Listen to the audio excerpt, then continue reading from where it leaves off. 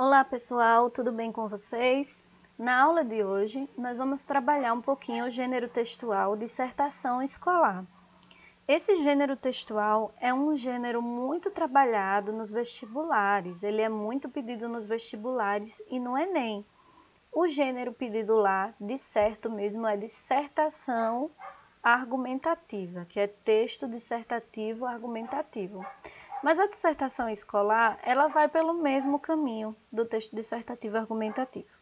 Então, eu trouxe para vocês a estrutura, vou explicar o passo a passo desse gênero textual. Então, vamos lá. Dissertação escolar. Primeiro, como o próprio nome diz, é um gênero produzido para atender a uma proposta de texto formulada pelo professor em sala de aula. Então, quando uma dissertação escolar é pedida por um professor, normalmente ele vai trabalhar um tema. Esse tema, normalmente, é um tema polêmico, um tema que está em alta. Por quê? Dentro desse tema, o aluno terá que defender o seu ponto de vista, que é o que nós vamos ver um pouco mais à frente, certo? Além disso, costuma aparecer em exames de seleção, como Enem e vestibulares. Então, ele é muito comum nesses exames de seleção, nos vestibulares e no Enem. Esse gênero, geralmente, escolhe problemas de relevância social e solicita ao aluno que apresente uma avaliação ou uma solução para o problema em questão. Então, sempre que se está trabalhando uma dissertação escolar, normalmente o tema é relevante. Geralmente o tema é de relevância social. E solicita ao aluno, o professor solicita dentro do tema, que ele apresente uma avaliação ou uma solução para esse problema. No Enem, é comum pedir uma solução para esse problema, para a questão que está sendo colocada lá, para o aluno resolver. A proposta também determina o número de linhas mínimo e máximo que a dissertação deverá ter e exige que o autor obedeça às regras da norma padrão da língua portuguesa. Então, gente, nós acabamos de estudar os memes. E os memes, ele pode utilizar uma linguagem coloquial, porque é um gênero textual que nós utilizamos para brincar. É um gênero textual que é considerado um gênero digital. Então, ele utiliza uma linguagem coloquial. Já a dissertação escolar, ela se utiliza da norma padrão da língua portuguesa, não pode ter erros. É claro que de início vocês vão cometer alguns erros, mas é necessário que se trabalhe bastante para não cometer esses erros. É necessário obedecer às regras.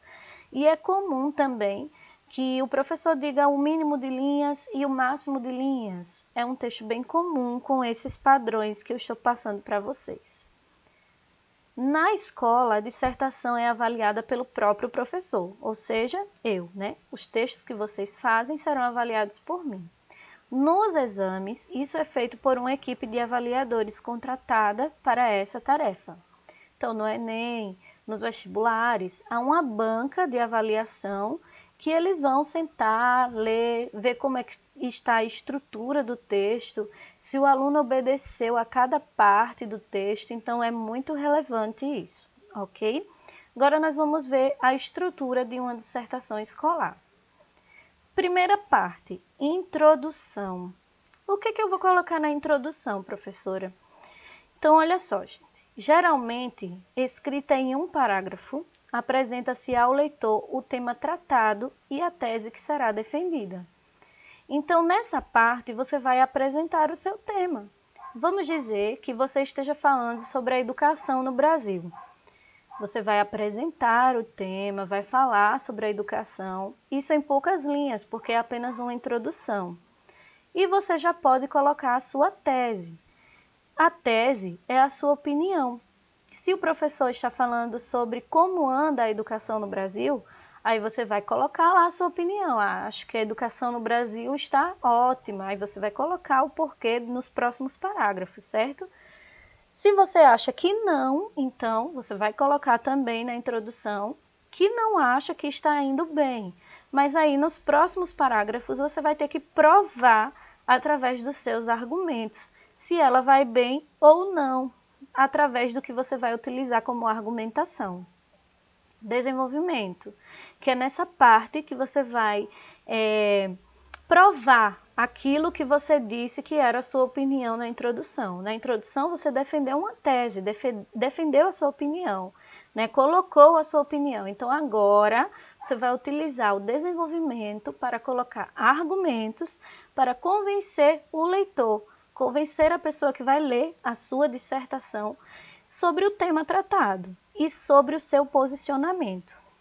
Então nós temos aqui, constituído de 2 ou 3 parágrafos, o autor expõe argumentos para defender seu posicionamento ou refutar o posicionamento contrário.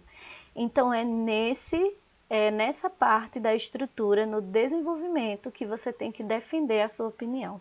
Você tem que expor os seus argumentos, você tem que colocar a sua opinião lá e fazer com que o leitor acredite naquilo que está escrito. É assim que se faz uma boa dissertação.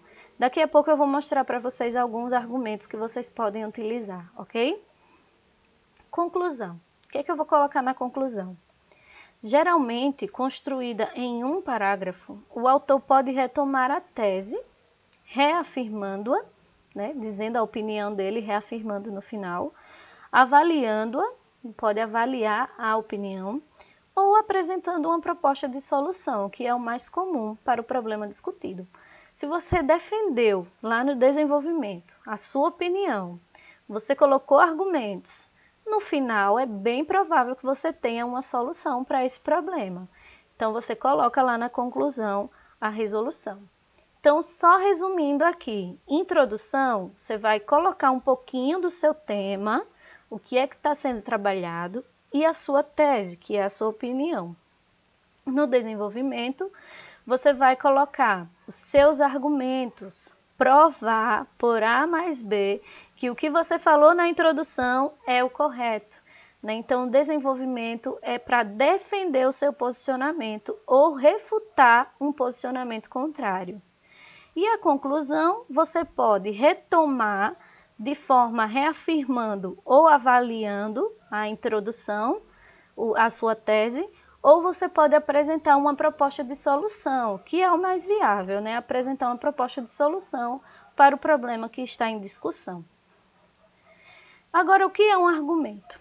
Argumento é uma palavra derivada do latim argumentum, que originalmente quer dizer fazer brilhar, iluminar. Portanto, ao utilizarmos argumentos, fazemos brilhar nossas ideias, damos ênfase a elas. Os argumentos são utilizados para justificar a tese. Antes da gente dar continuidade no slide, eu vou mostrar para vocês alguns argumentos que vocês podem utilizar. Um dos argumentos pode ser de pergunta retórica. O que é isso, professora? Então, a apresentação de questões cujas respostas estão pressupostas ou que serão respondidas no decorrer do texto com o objetivo de despertar o interesse do leitor pelo assunto e mantê-lo atento.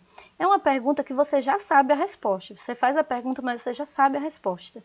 E no decorrer do texto, você pode respondê-la. Aí ele colocou o exemplo aqui. Será que estamos mesmo preparados para isso? Então, no decorrer do texto, você pode responder a essa pergunta. É uma forma de argumentar, certo? É uma estratégia argumentativa.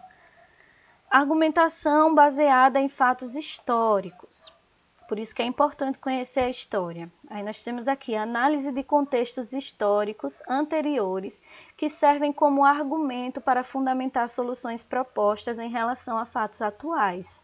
Aí ele colocou o exemplo aqui, as manifestações populares ocorridas em 2015 revelaram. Isso aqui é a alusão histórica. Você vai utilizar coisas que aconteceram na história como argumento, para mostrar que aquilo que você falou, que a sua opinião colocada lá, é o correto a se pensar. Porque você se baseou na história e viu o que aconteceu daquela forma, ok? Aí nós temos também o de comparação. É o estabelecimento de uma relação de semelhança entre um fato e outro já ocorrido, procurando convencer o leitor de que as consequências podem ser as mesmas em ambos os casos. Uma comparação.